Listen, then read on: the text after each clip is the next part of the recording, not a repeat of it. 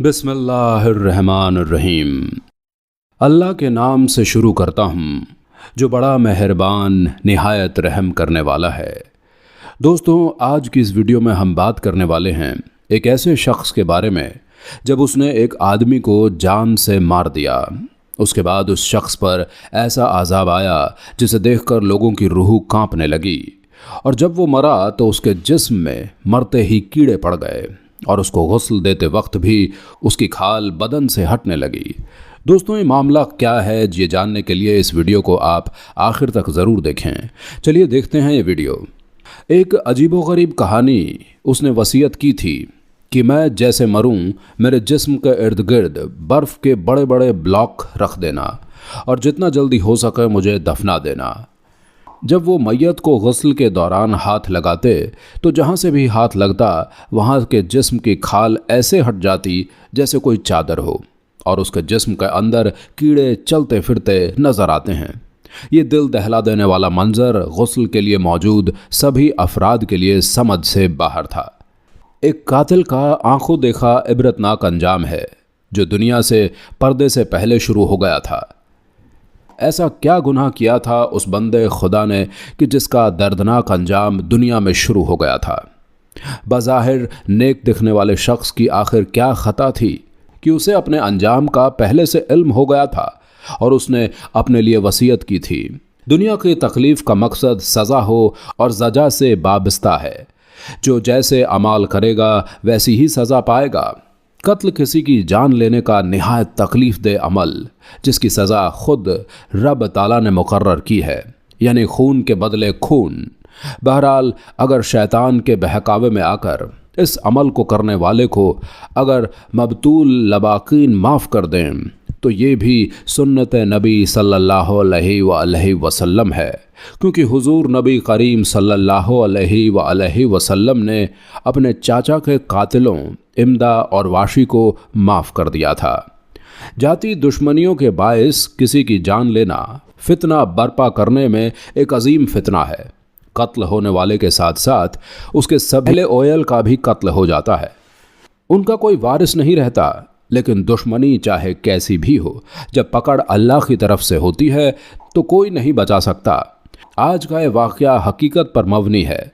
एक मासूम से चेहरे के पीछे अजीब व गरीब कहानी जिसके अंजाम ने सभी को हिला कर रख दिया। अजीज़ दोस्तों, दुनिया में होने वाली पहली मौत का बायस भी कत्ल था। दुनिया का पहला जुर्म कत्ल था। दुनिया की पहली खता कत्ल था, और दुनिया की पहली दुश्मनी भी कत्ल थी। जब शैतान के बहकावे में आकर कादिर ने कत्ल कर दिया था, कहते हैं वो ज़मीन पर होने वाला पहला कत्ल था। और जब हज़रत आदम अलैहिस्सलाम और अम्मा हव्वा अलैहिस्सलाम को पता चला कि उनके लख्त जिगर का कत्ल हो गया है तो वो अपने बेटे की याद में इस कदर रोए कि आसमान पर फरिश्ते भी उनके दुख में रोने लगे। एक हकीकत पर मबनी दिल दहला देने वाली कहानी जिसका ताल्लुक़ 100% हकीकत से है। ये वाक़या आज से तकरीबन 50 साल पहले का है। ये वाक़या पाकिस्तान के आज़ाद होने से कुछ साल बाद का है, जब लाहौर के एक इलाके में एक शख्स रिहाइश पजीर हुआ। ये एक सादा लो इंसान था। मिलन, निसार और लावारिस कहने को वो मस्जिद के मुसाफिर की हैसियत से इलाके की मस्जिद में कुछ दिन क़याम के लिए आया था। वो नमाज पंज गाना का पाबंद था। वो सबसे खुश इखलाक़ी से पेश आया करता था। उसने अपने बारे में बता रखा था कि उसका इस दुनिया में कोई नहीं है, ना माँ बाप हयात है, ना बीवी बच्चे हैं। बस उसका कहना था कि उसका कोई ख़ानदान है ही नहीं। बस यूं ही एक मस्जिद से दूसरी मस्जिद में रहता हूँ। वो एक मामूली सी नौकरी करता था कि जिससे उसका गुज़र बसर हो जाया करता। ज़िंदगी मामूल पर चल रही थी, और उस इलाके में रहते हुए अब उसे काफ़ी साल गुजर चुके थे। अब उसने अपनी रिहाइश के लिए एक मकान वहाँ किराए पर ले लिया था। बढ़ती उम्र के साथ साथ वो बेचारा बीमार रहने लगा। फिर एक दिन उसकी मौत हो गई। मौत के आगे अहले इलाका का खौफ के मारे बुरा हाल हो गया था। अचानक उस आदमी का इंतकाल हो गया। उसके चंद करीबी साथियों ने उसकी तदफीन का बंदोबस्त कर दिया था, लेकिन अचानक इमाम मस्जिद तशरीफ़ लाए और कहने लगे, मुझे इस शख्स ने अपनी तदफीन के हवाले से वसीयत कर रखी है। लिहाजा चंद अमरून हैं जो करना होंगे। मौलवी साहब के कहने के मुताबिक बर्फ़ के बड़े बड़े ब्लॉक्स मंगवाकर उस शख्स की मैयत के चारों तरफ रख दिए गए। हालांकि न तो उसकी मौत हुए ज़्यादा वक्त हुआ था और न ही मौसम बहुत गर्म था। नेज़ मौलवी साहब ने हिदायत की कि मरने वाले ने वसीयत की थी कि जितना जल्दी हो सके उसकी तदफीन कर दी जाए। इमाम साहब भी अचानक यूं आमद सबको तफ्तीश में डाल दिया था कि ऐसा क्या है इमाम साहब इस शख्स की तदफीन के लिए इस कदर परेशान हैं। और ये हकीकत है कि वाकई इमाम साहब काफ़ी परेशान दिखाई दे रहे थे। लिहाजा जब जल्द से जल्द गुस्ल देने के लिए एक शख्स को बुलवाया गया, अब यहाँ से असल मामला शुरू होता है। और वो वजह सभी को समझ में आ गई कि क्यों इमाम साहब ने सब इतना जल्दी करवाया।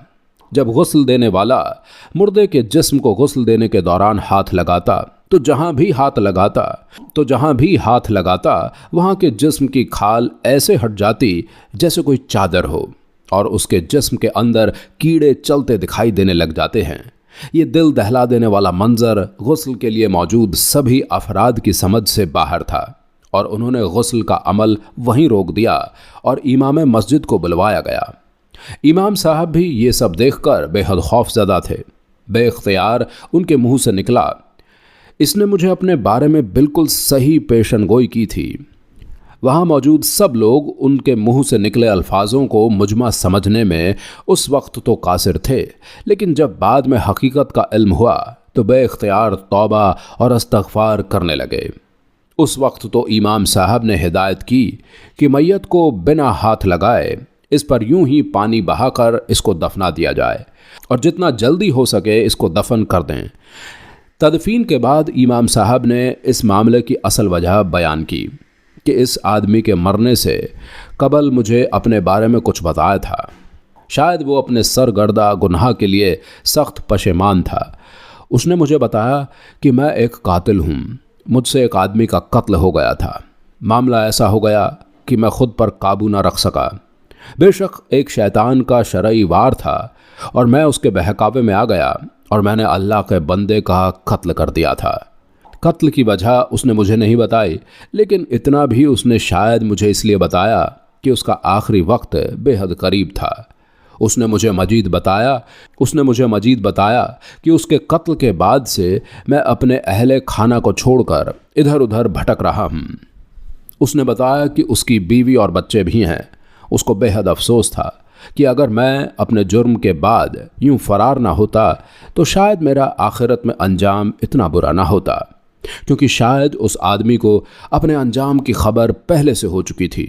इसलिए उसने वसीयत की थी कि मैं जैसे ही मर जाऊं मेरे जिस्म के इर्द गिर्द बर्फ़ के बड़े बड़े ब्लॉक्स रख देना और जितना जल्दी हो सके मुझे दफना देना।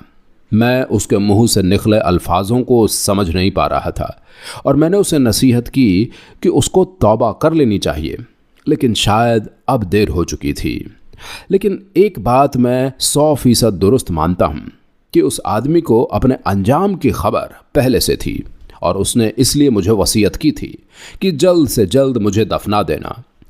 जब गुस्ल के दौरान उसके जिस्म से कीड़े नमूदार होना शुरू हुए तो मुझे समझ में आ गया कि क्यों उसने मुझे मौत वाक़या होने के फ़ौरन बाद अपने गिर्द बर्फ़ रखने को कहा था और क्यों उसका जल्द से जल्द तदफीन पर इसरार था। ये सुनकर वहाँ मौजूद सभी लोग तौबा और इस्तग़फ़ार करने लगे। बेशक शैतान इंसान का खुल्लम खुल्ला दुश्मन है। ये एक कातिल का आंखों देखा इबरतनाक अंजाम है जो दुनिया से पर्दे से पहले शुरू हो गया था। अल्लाह ताला उस आदमी के हाल पर रहम फरमाए। पता नहीं कब्र में उसके साथ अल्लाह ने क्या मामला किया होगा। सभी सुनने वालों से दरख्वास्त है कि उस आदमी की मगफिरत के लिए दुआ करें, क्योंकि इंसान खता का पुतला है और अल्लाह पाक माफ़ करने वाले के साथ है। मेरे मोहतरम अज़ीज़ दोस्तों, कत्ल तो इंसान कर देता है, लेकिन उसके बाद उसकी ज़िंदगी अजीरन हो जाती है। उसकी बाकी ज़िंदगी पशेमानी और डर में गुजरती है। कत्ल तो एक इंसान करता है, लेकिन भुगतना उसके सारे ख़ानदान को होता है। वो अपने घर से दर बदर, अपने बीवी बच्चों से दर बदर हमेशा अपने दिल में खौफ लिए, कभी अल्लाह का तो कभी मकतूल के लबाइगीन उसे अल्लाह का डर रहता है कि मैंने जो कत्ल किया अल्लाह पाक इसकी मुझे क्या सज़ा देगा। दूसरा, जितना वो जिंदा रहता है हमेशा मकतूल की लबाइकीन की तरफ से उसको डर रहता है कि कभी भी किसी वक्त मुझे मार देंगे। मोहतरम अजीज़ दोस्तों, दुनिया में जुर्म का आगाज़ कत्ल से हुआ था और कत्ल बदतरीन जुर्मों में से एक जुर्म है जो अल्लाह पाक को शदीद नापसंद है। कहते हैं कि एक इंसान की जान बचाना सारी इंसानियत की जान बचाने के मुतरदिफ है और एक इंसान को कत्ल करना गोया सारे इंसानों को मारने के मुतरदिफ है।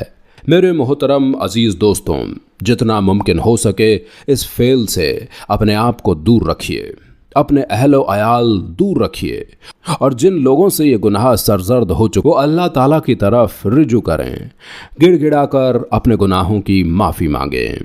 अल्लाह हाफिज़।